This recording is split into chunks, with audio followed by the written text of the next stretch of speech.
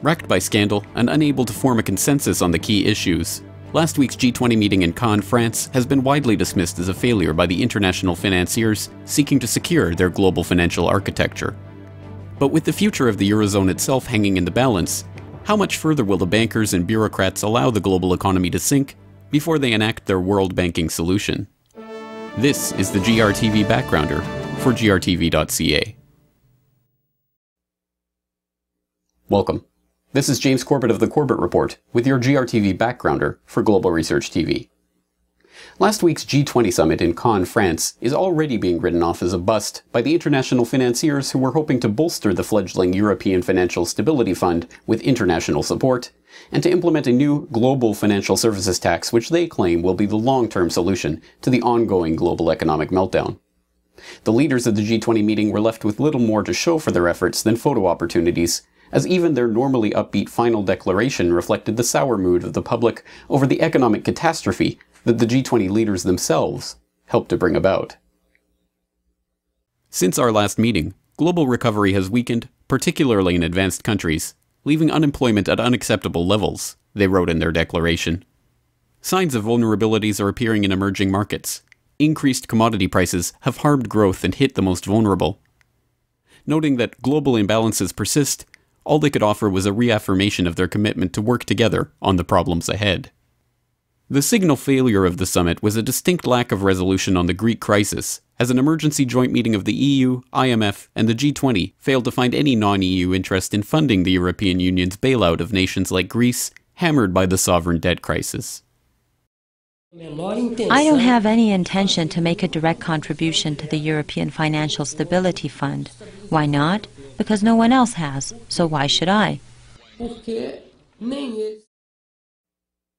meeting was not without its share of scandal either. In one incident that has gained considerable attention in light of growing evidence that Israel is preparing a strike on Iranian nuclear facilities, the presidents of the US and France were caught in an unguarded moment speaking about Israeli Prime Minister Benjamin Netanyahu. Behind the scenes at the G20 Summit in France last week, President Obama and President Sarkozy are having a chat. The topic, the Israeli Prime Minister, Benjamin Netanyahu. Mr. Sarkozy says, "I can't stand him anymore. He's a liar." Mr. Obama replies, "You're sick of him. I have to deal with him every day." The conversation was picked up by microphones, which presumably neither president thought was switched on. That sort of thing has happened before in the UK, and it's been headline news. But here's the curious thing.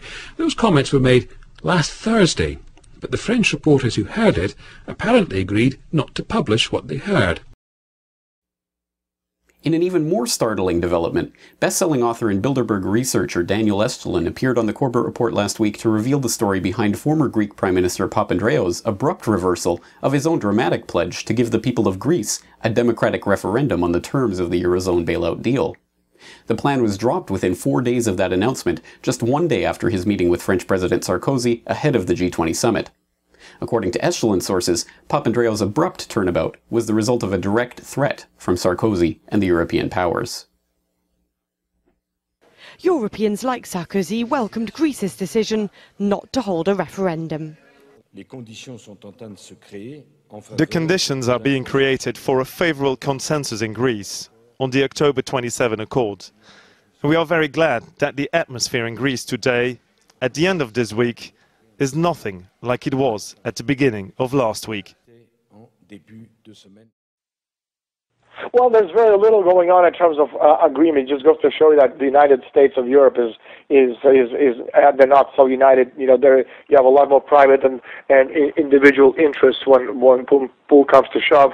What I can tell you, and this comes from our inside sources within the conference itself, and as you know, a few years back, our people were able to get into the meeting in St. Andrews and steal key documents, which were posted with you.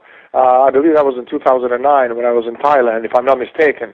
So again, we have people working on this side who have access to all this information. And said one of the reasons that Papandreou gave, a 180-degree turn is that he was literally in his private meeting with Sarkozy. He was threatened with, Sarkozy told him literally, unless you pull the referendum, we're going to kill you. These were literally his words. And I'm saying this for the first time because I simply haven't done any interviews. So you could say this is a world exclusive. They threatened his life, and Papandreou knows these are the big leagues. As I say in my Bilderberg book, true story of the Bilderberg Group, Aldemoro was killed after Kissinger threatened him. And Papandreou understands that unless he pulled the reform, and he would also be killed. And this is actually the only reason why he went back on his word. Well, I can't let that bombshell that you just dropped just go. If there's any other details you can tell us about the threat against Papandreou, I'd love to hear anything you have. Well, basically very little was said. They simply didn't have a lot of time. They discussed a lot of the alternatives, but there's simply no alternative. I mean, Greece is dead. There's nothing you can do about this nation. The best thing that Greece can do, and this is something that one of the reasons that the Sarkozys and the Merkels are so terrified of the consequences of, is Papandreou actually thinking of leaving the Union, and Zapatero was thinking of leaving the Union. And of course, if that happens, the entire edifice of European Union collapses, into nothing. So they simply can't afford for Greece to leave, not because they want Greece, because it just leads to greater destruction on the part of the elite who understand that you've got to create this one world company limited. You destroy nation states, you take away their currencies, you destroy their constitutions, you destroy their culture, you destroy everything, and you create this pan world. We have corporations ruling the world on the name of the of governments, and then there's the people. So the point of Papandreou's meeting with Sarkozy is that to make sure he understood that he cannot leave the Union, and he has to accept the reforms. He has to withdraw this ridiculous proposal for actually consultation with the people. Imagine this in a democracy: people having a say at something. The news of Papandreou's reneging on his promise to hold the Greek referendum was met with relief by European leaders and the mainstream economic press, who were well aware that the Greek people were likely to overwhelmingly reject the terms of a Eurozone deal, saddled as it is with punishing austerity measures that will cripple the Greek economy for the foreseeable future. But perhaps the biggest defeat at the summit from the perspective of the international banking oligarchy was the inability of the G20 leaders to agree on an international framework for the so-called Robin Hood tax, a proposed financial services tax that would supposedly take money from the financial services sector to provide funds for international issues, but which is propounded by a surprising number of billionaires and elite banking insiders. The financial transaction tax is an idea that has been around since the 1970s, when economist James Tobin argued for a version of it in a Princeton lecture. It would levy a minute tax on all financial transactions, and has been proposed as a way of discouraging speculation, regulating derivatives trading, and even funding international initiatives on subjects that are politically untenable at the national level, like climate change, or even creating a permanent funding mechanism for the United Nations. Although supposedly meant to penalize the financial services industry, the idea is in fact being propounded by many international financiers.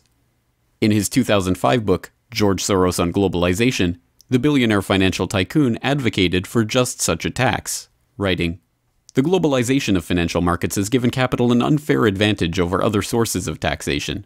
A tax on financial transactions would redress the balance." He went on to add, "Collection has to be worldwide, including tax havens." In 2009, the globalist think tank the Aspen Institute released a statement supporting just such a tax and arguing that it should even be extended to tax-exempt entities. Signatories to that document included billionaire investor Warren Buffett, the CEOs of IBM, Veridian, and Duke Energy, the former president of the World Bank, the former chairman of Goldman Sachs, the president of the AFL-CIO, and dozens of other international power players. They failed to get their wish at this year's G20 Summit, however, as no deal was reached regarding how such a tax would be implemented or what it would be used for. Now the tax on financial transaction is an element of discussion, and I hope it will be completely set up in the year 2012. Ultimately, this year's G20 Summit did not achieve what many of the financiers and bureaucrats behind the current international regulatory framework were looking for. But given that the very viability of the leading example of regional government, the EU itself, hangs in the balance, expect all of these issues to be pursued even that much more rigorously in similar meetings, summits, and conferences in the coming months. For more on this story and other breaking news and current events, please go to globalresearch.ca. For more research and analysis by James Corbett, please go to corbettreport.com.